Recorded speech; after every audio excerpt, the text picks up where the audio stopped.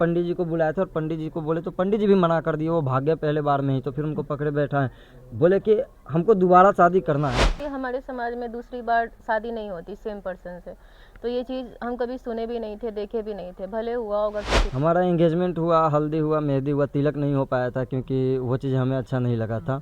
और पंडित जी की भी तरफ से बोलना मना था कि अगर एक बार जब ये चीज़ हो गया तो मत करो। इनकी पहले से शादी हुई थी, लेकिन ये दूसरी शादी करते हैं और अपनी जो पहली पत्नी है उन्हीं से। बड़ा चर्चा हुआ इस बात का, और बिहार में ही नहीं, इनका वीडियो जहाँ तक भी पहुँचा, लोगों को लगा कि आखिर ये क्या चीज़ें हैं। आमतौर पर अगर दूसरी शादी लोग करते हैं तो लड़की दूसरी हो या फिर लड़का दूसरा हो, लेकिन पति भी सेम पत्नी भी सेम, तो इसके पीछे की क्या वजह है?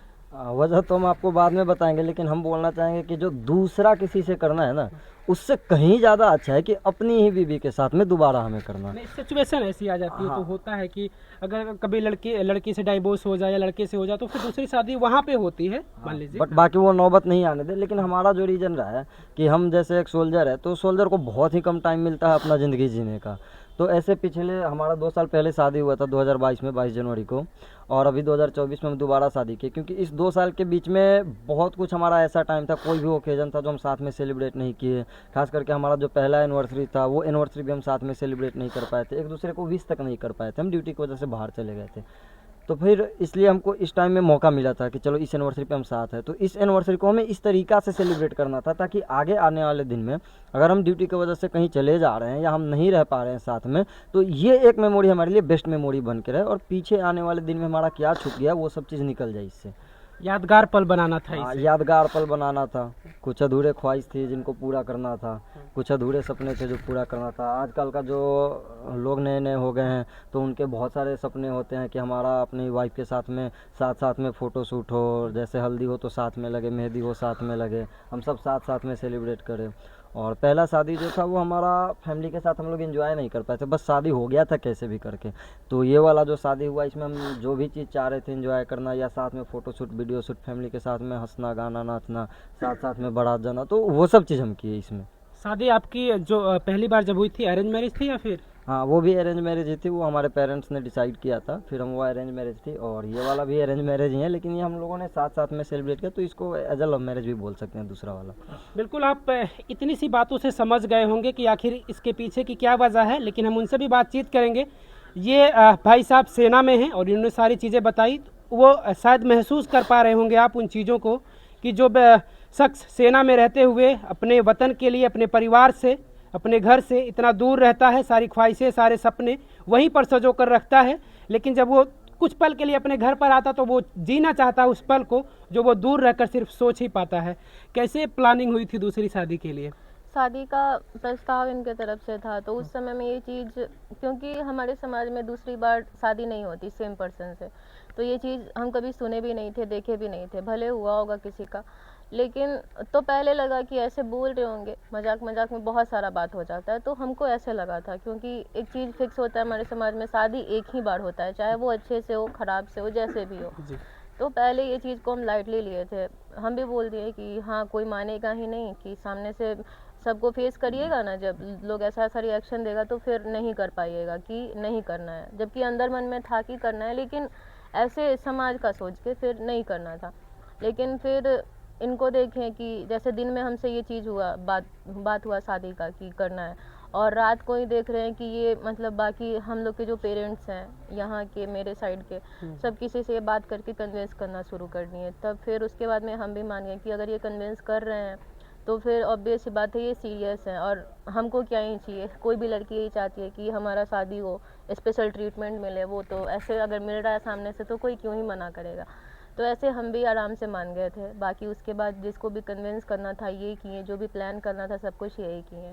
जब सारे लोग मान गए तो फिर उस समय आपको क्या महसूस हो रहा था, क्या फील हो रहा था? उस समय यही फील हो रहा था कि ऐसा हस्बैंड हो तो कुछ भी इम्पॉसिबल नहीं है, सब कुछ पॉसिबल है। एक होता है ख्वाहिश, सब कुछ चीज़ें होती है जो कि सपने में ही रह जाता है कि ये चीज़ हमको करना होगा, काश ऐसा होता।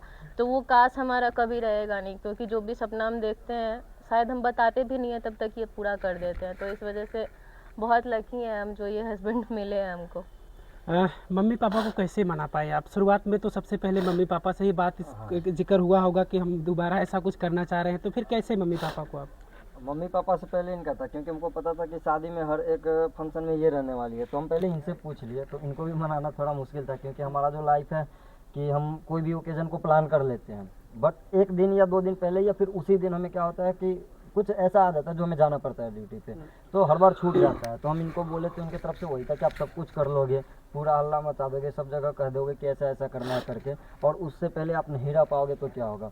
तो वो चीज़ ज़्यादा मुश्किल था। फिर हम इनको कन्विंस किए, और उसके बाद हम पेरेंट्स के पास आए तो उनका तो स्टार्टिंग में ही ना था, क्योंकि हर पेरेंट्स का होता है कि अगर आप कमा रहे हो और अगर आपकी शादी हो गई है तो अब उस पैसे को बचा के उस पैसे से घर बनाओ या ये करो या ये वो करो, उनके हिसाब से मतलब जो उनका थिंकिंग है वो सोचते हैं।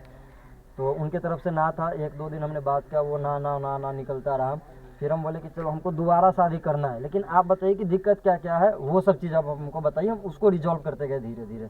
फिर उनका बहुत सारा चीज़ था कि उस पैसा से ये करो। हम बोले ठीक है, अभी हमारी जवानी है, अभी हमारा शौक है, अभी हम ये करते हैं, आप जो बोले वो भी करेंगे, लेकिन उसको 1 साल 2 साल बाद करते हैं, हम 100% करेंगे। तो इसी तरीक़े से मनाते गए सबको। तो बहुत ज़्यादा मुश्किल था।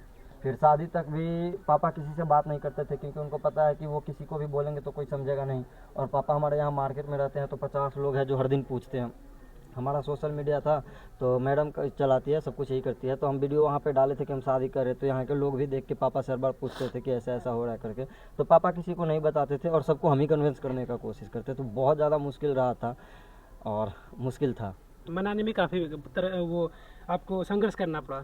हाँ, संघर्ष था, लेकिन इजी इसलिए था क्योंकि हमारा शौक था, हमारा सपना था। तो हमको पता था कि अगला आदमी को कोई दिक्कत नहीं, क्योंकि हम अगला आदमी से कुछ ले नहीं रहे, बस उसको हमको समझाना है कि हम कुछ गलत नहीं करने वाले। हम ना कोई रीति रिवाज को तोड़ेंगे, ना ही हम कुछ ऐसा करेंगे जो आप चाह रहे हो कि इस शादी में ये नहीं होना चाहिए, हम वो नहीं करेंगे। तो हम पंडित जी को बुलाए थे और पंडित जी को बोले तो पंडित जी भी मना कर दिए, वो भाग गए पहले बार में ही। तो फिर उनको पकड़े बैठा है, बोले कि हमको दोबारा शादी करना है, लेकिन कौन कौन से रीति रिवाज को करने से या कौन से विधि को करने से दिक्कत होता है, सिर्फ वो विधि को छोड़ दो और बाकी विधि को करवाओ। क्योंकि हमको शादी में हर एक विधि नहीं करना है, हमें बस साथ साथ में सब कुछ सेलिब्रेट करना है। तो जो जो चीज़ें संभव है आप वही चीज़ें करवाओ।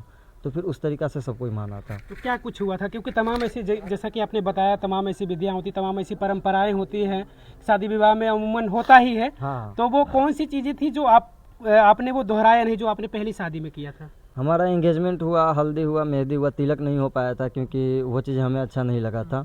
और पंडित जी की भी तरफ से बोलना मना था कि अगर एक बार जब ये चीज़ हो गया तो मत करो। फिर उसके बाद शादी हुआ, तो शादी में कन्यादान हुआ था और पता नहीं 7 फेरे वगैरह कुछ ये 7 वचन हुए थे। तो पंडित जी को जो जो सही लगा वो चीज़ करवाए थे वो। और फिर रिसेप्शन हुआ हमारा। मायके वालों को आप कैसे मना पाई थी अपने मम्मी पापा को? इन्होंने तो अपने मम्मी पापा को मनाया, आपने कैसे मनाया? मायके वाले लोग को भी बस हम बताए थे कि ऐसा ऐसा प्लान हम लोग कर रहे हैं, कन्विंस उनको भी यही किए थे, हम नहीं किए थे। अच्छा, मतलब आपने ही सबको मनाया? हमारा मानना था कि वो अगर हमारा सपना है, हमारा शौक है, तो हम कोई भी चीज़ इन पे ज़्यादा थोपना नहीं चाहते हैं। हम बोलते बस तुम हाँ करो, बाकी तो हम देख लेंगे। तो हम बाकी ही सबको मनाए थे, सबका बोलना था, मतलब आगे से 10 क्वेश्चन आ रहा था, लेकिन उसको जवाब हमको अपने तरीक़ा से देना है कि हम क्या सोच के कर रहे हैं। तो इस तरीक़े से हो गया था सब कुछ।